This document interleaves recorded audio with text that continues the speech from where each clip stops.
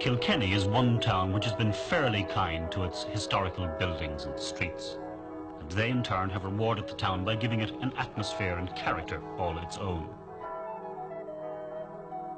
Here the narrow old streets and stepped laneways have been left as they were. Its rows of elegant Georgian houses remain unthreatened. Its skyline is even and dominated by the spires of great cathedrals and churches, including that of St. Canice's, the Irish Kilkenny, the successor of the monastery which saw the foundation of the city about 800 years ago. But Kilkenny, like other towns around the country, may be reaching the point at which it's difficult to reconcile modern commercial growth and traffic and ancient buildings and street plans. So here, An Foras Forbartha, the National Institute for Physical Planning and Construction Research, carried out a 3-month survey and produced a report which could be a lead to similar towns.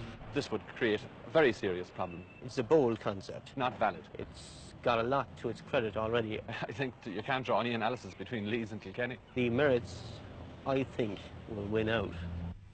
The trouble is that while most would admit that the report is valuable, marking out areas of preservation and amenity, one of its recommendations has fallen foul of some high street businessmen. For the report says that the high street should be closed off to traffic and a pedestrian shopping area made of it. Shopkeepers in the street view the recommendations with caution, but it has got its enthusiastic supporters too. Men like Mr. Pat Nolan, Regional Development Officer with the South East Regional Tourism Organisation. There's a great deal of considerable benefit in it, because it is a blueprint for positive planning, as opposed to, and this is happening all too often in Ireland, as opposed to just letting events overhaul you and a succession of stopgap solutions. As you see it, what's the value of this plan? How would it benefit Kilkenny?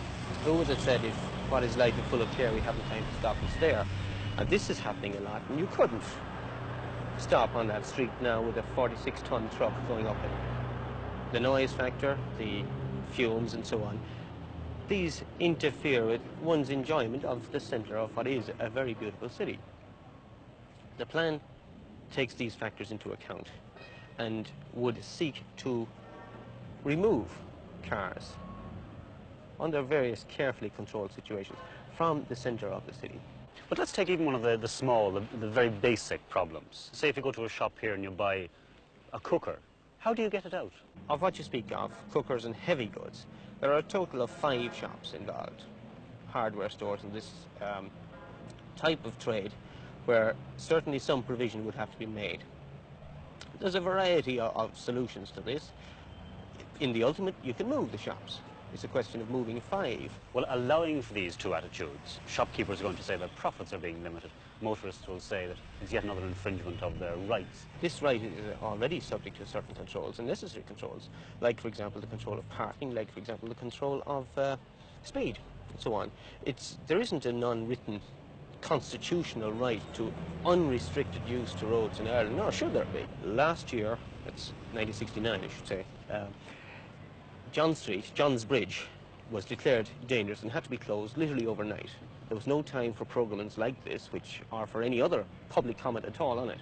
It was shut, full stop. Now, there was quite a lot of concern about, from the traders there, that the profits would fall down, turnover would turn down, and in fact there was a suggestion made at the local council that these shops should be derated because of the serious commercial disadvantage they would be at. That the end result was very different.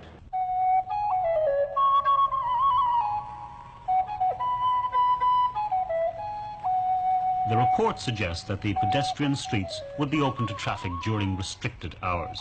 It holds that the pedestrian shopping centre is a solution to many urban problems, and it stimulates business and social life without noise or congestion.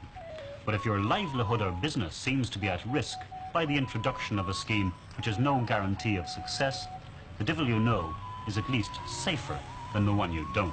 Mr. Tommy Duggan, a high street trader. For a town of Kilkenny's size, I think this plan is untried, it's untested, and I don't see why we have to put our neck out. What would you fear from it? Well, I would automatically fear a loss of trade for the people in the centre of the city. This would be mainly a loss, I would say, of passing trade. People would find it impossible to park their cars anywhere near the shops just for picking up stuff. This would be one of the things I would fear straight away.